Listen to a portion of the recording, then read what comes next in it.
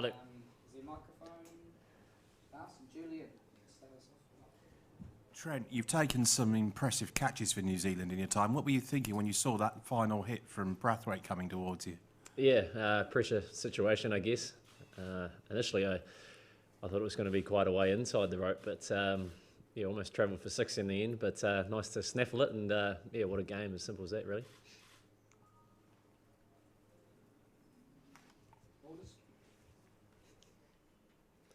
Trent, perhaps just take us through the bowling performance and I guess the ebb and flow of that innings, because Brathwaite, I mean, it's pretty extraordinary stuff, but just how did you approach it, particularly towards the end, with some pretty tough times in the death bowling? Yeah, well, to push to the start first, I reckon, came out and put a bit of pressure on them. Nice to get a couple of wickets early. It's always our focus, really. But the way Chris batted, he's done it many times, and a couple of drop catches which were disappointing. But they were coming at us there for a stage. So it was great to see the bowlers come back in those middle periods and pull it back a little bit. And I thought we were in obviously a very good position. But for Carlos to come out and do that as cleanly as he did, pure hitting. It was.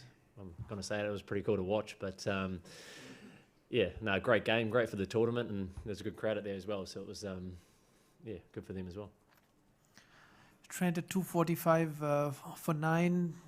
Bit of complacency crept in, or it was just Brathwaite was too good? I think the death bowling is always a challenge. It's quite hard when you got someone hitting it as cleanly as he was there.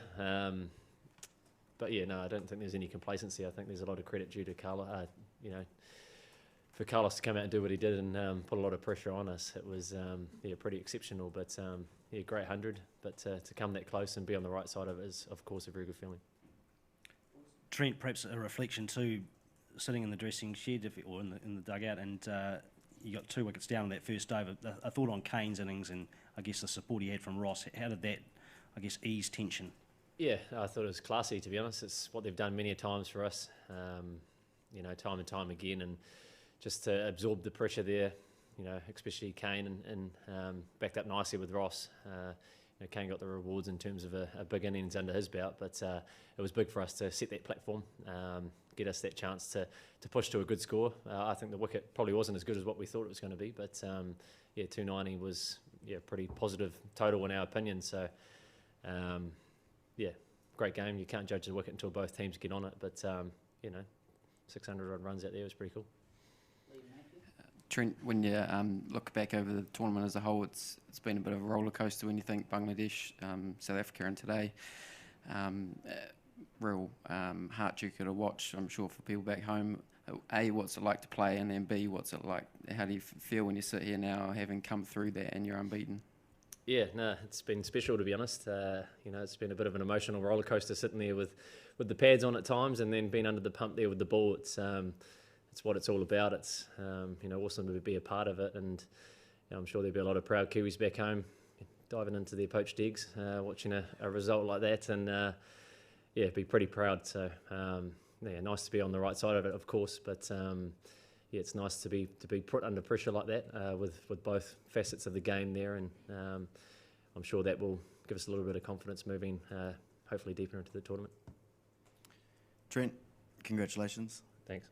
A word on your own bowling, 4 for 30 today off 10, finally some wickets for you. You happy about that, and sort of did you change anything today, or was that just the way it came out? Nah.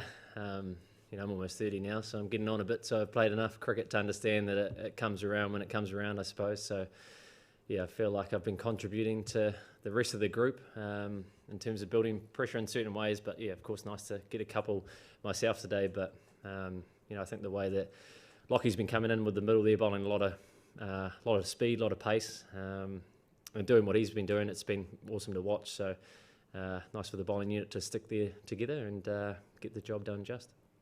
Trent, when as a team you've had the kind of over that the 48th over was, it throws everything into disarray. What's the best practice to keep it in check? What did you guys do to have your minds clear, and what was the plan for that 49th over? Sorry, what are we talking about? Death bowling? Yeah, the 48th over where, like 3 sixes are hit and all of a sudden you are, from a winning position, you are actually looking at Yep, I get it. Yeah, big ground. I think if we could take it to the other end and make him hit big shots into the bigger side was probably the simple message. Vinesh to come in, just bowl one over there, and under a bit of a pressure cooker, I thought he did very well. He took pace off the ball, and yeah, I thought Carlos was going to tap one and then look to take 5 off the last over, but yeah, he looked for the big one. But yeah, no, great game. I'm sure he'll be hurting, but no, I think a lot of credit's due to him, and yeah, for getting them in a pretty good position. What did he tell you? What did Carlos tell you at the end? It seemed like he was like, did it have to be you or something? I can't remember. No, I don't know. I don't think he said that. Yeah, more along the same lines actually, Trent. Just the fact you had that almost leadership group there and those final throws. Just are you able to divulge anything that you mentioned there? It says what advice you were giving each other, and I guess what. Yeah, hey, I think in these tournaments you're obviously doing a lot of talking, a lot of ideas are being bounced around, and you know, guys that play at certain grounds and have different ideas, of course. So yeah, in my opinion, it's nice to keep it very clear and practice what you preach in terms of what you've been training. And you know, I think Matt's been training Yorkers very well, and he looked to go into the wicket there a little bit more. So you just bounce ideas around like that. But yeah, I think the clearer you are, it seems to be a little bit easier. And I think Nish was very clear, and he got the result done. And yeah, that was good. Who was going to bowl the last over if it went to the 50th? I don't know. It wasn't me. That's all I know. Anything else? Set to finish off.